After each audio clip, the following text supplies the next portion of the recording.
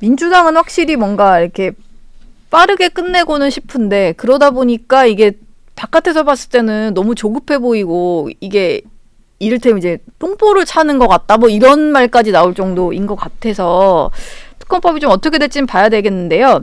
저희가 정당 지지도를 하나 준비를 해봤는데 계엄 사태 이전으로 좀 돌아갔어요. 이제 국민의힘 지지율이 많이 올라왔고 민주당 지지율은 계엄 이후에는 거의 뭐 48%까지 올라갔다가 많이 떨어졌거든요.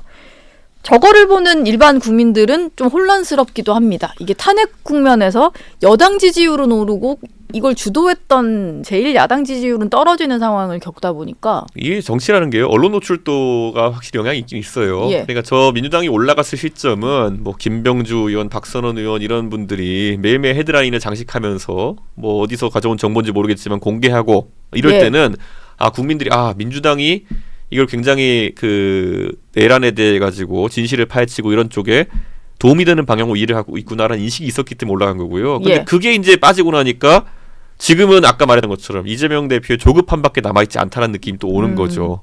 그러니까 저는 이거는 좀 전술이 좀 잘못된 게 아닌가라는 생각을 합니다. 민주당의 전술이요? 그렇죠. 내란 특검에 대해 내란 특검 이전에 제가 원래 저는 탄핵 직후에 어떤 얘기를 했냐면요.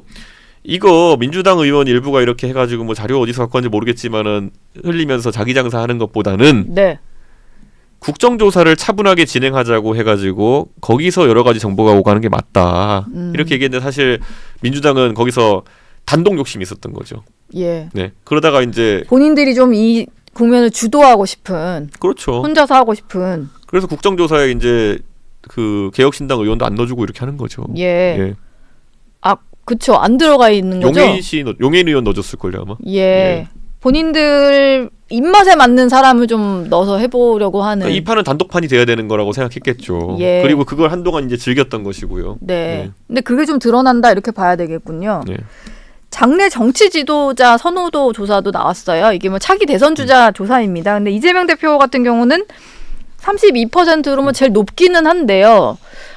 나머지 주자들을 다 합치면 뭐 비슷비슷한 그런 상황이에요. 그리고 가장 눈에 띄는 건 김문수 고용노동부 장관이 2위를 했다는 건데 이게 일부 조사에서 저런 조사가 나와서 이게 좀 보수가 과표집돼서 그런 게 아닌가라는 해석도 있었습니다만 한국 갤럽 조사에서도 저렇게 나오다 보니까 저건 좀 어떻게 해석을 해야 되나 이런 갤럽은 이 자유응답이거든요. 갤럽은 불러주고 고르세요가 아니라 생각나는 사람 아무나 얘기하는 거거든요. 그러니까 저기서 김문수 장관이 8% 나왔다는 거는 굉장히 적극적인 의지를 가지고 김문수로 답한 거거든요. 그러니까 무시할 만한 수치가 아니다 이렇게 생각하고 한편으로는 김문수 장관 입장에서는 기분 좋은 수치겠지만은 보수 진영 전반으로 봤을 때는 정말 이게 그 강경 보수세가 커지고 있구나.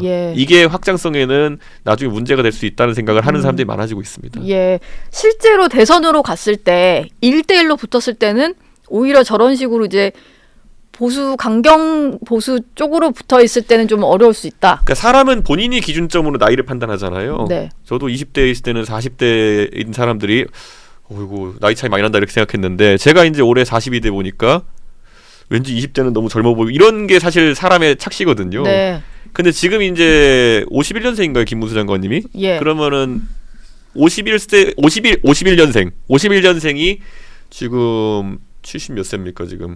75세, 74세 정도 되겠네요. 그쯤 될 텐데 이 정도가 대통령 해도 괜찮아라고 생각하시는 분들이 보수의 지지세에 상당 부분 있다는 거 아닙니까? 그럼 그분들의 연령대가 대충 추측이 되거든요. 그러니까 그런 것처럼 저는 좀 이게 나중에 확장성 문제는 좀 있을 수 있다는 생각을 합니다. 근데 저걸 또 반대로 생각을 해보면 김문수 장관이 이번 비상계엄과 탄핵 국면에서 보여줬던 부분 있잖아요.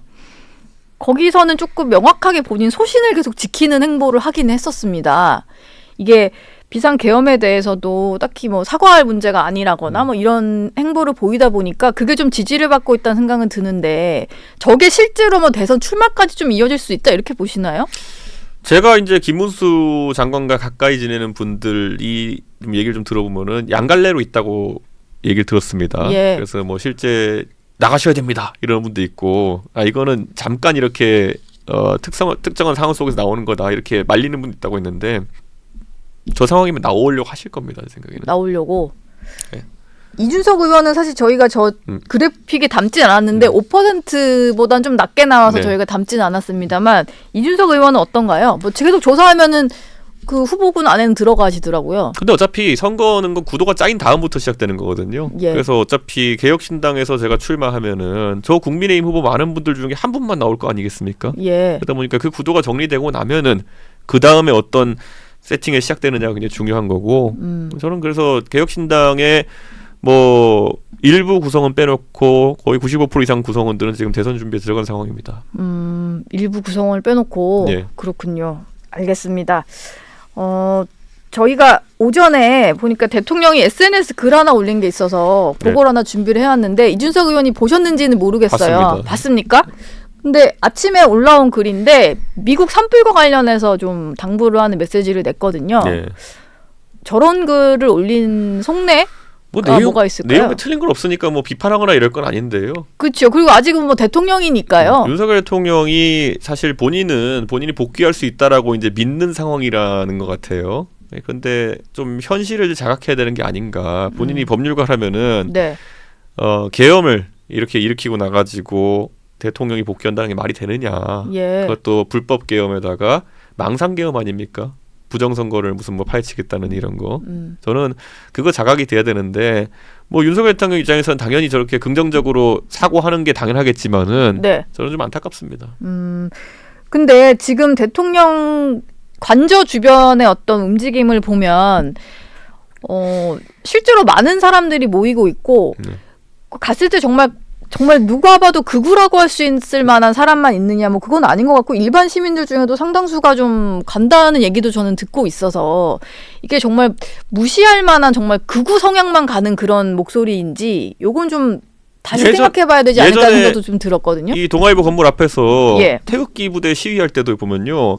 그 판을 벌린 거는 사실 좀 강경보수 성향이지만은 거기 참여하시는 분은 또 안 그런 분도 있었어요. 근데 그게 그러면 나중에 갔을 때 5,500만 대한민국 사람들 속에서 아무리 포션이 커도 어느 정도겠느냐는 생각보다 크진 않거든요. 그러니까 저는 그거 믿고 그때 자유한국당이란 당이 아니면 황교안 대표가 그거 믿고 가다가 선거에서 결국에는 선거는 그 반땅 싸움이거든요. 그런데 그렇게 작전을 짜서 아스팔트 이거 전략 믿다가 그냥 화끈하게 졌잖아요. 그러니까 저는 그런데 지금 그 한남동에 계신 분들 그 한 분 한 분의 정치적 그 의사 표현이 자유겠지만은 그게 뭔가 대한민국의 다수의 생각을 바꿀 정도인가라는 거는 그게 아마 실질적으로 그렇게 생각하는 정치인은 많지 않을 겁니다.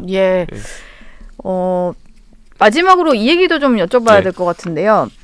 주말 동안 은퇴 콘서트를 하는 이제 나훈아 가수 나훈아 씨의 어떤 콘서트에서 나온 발언 가지고 정치권에서도 논란이었는데. 뭐 왼쪽 팔을 이렇게 치면서 왼쪽 니는 잘했느냐 뭐 이런 얘기를 했다고 해요. 근데 이걸 가지고 정치적 성향을 드러낸 거다. 뭐 계엄을 놓고도 양비론을 펴는 거다. 이런 식으로 민주당 의원들 사이에서 좀 비판이 나왔거든요. 나훈아 씨 법 원래 이제 정치적인 어떤 해석을 낳는 발언을 하는 걸로 유명한데 민주당에서 보이는 그런 반응들에 대해서는 어떻게 들으셨나요?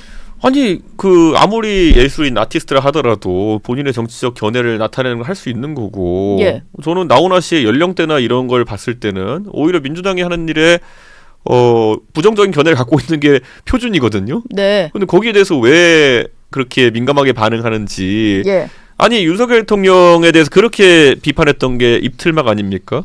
근데 그 카이스트에 다니는 학생들 연령대에서는 또 그게 윤석열 대통령 불만이 많은 게 또 그 표준적인 사람이거든요. 근데 거기다 대고 입틀막 하려고 했으니까 윤석열 대통령이 비판받은 건데 나훈아 씨가 제가 봤을 때는 뭐 그 연령대에서 그 민주당 비판적인 생각 안 하는 게 또 이상한 것 같아요. 그러니까 너무 민감하게 반응하는 게 아닌가. 근데 또 들어보면 양쪽 다 잘못하고 있는데 지금 누가 누굴 탓할 때냐, 뭐 경제랑 민생이나 챙겨라 뭐 이런 게 좀 큰 틀이었던 것 같더라고요. 나훈아 씨 얘기는. 저는 나훈아 씨 입장에서는 할 수 있는 말을 했고 뭐 민주당도 아마 일부의 반응이겠죠. 근데 너무 그런데 민감하게 반응할 필요가 없다. 그런 생각합니다. 알겠습니다. 지금까지 이준석 개혁신당 의원과 얘기 나눴습니다. 고맙습니다. 고맙습니다.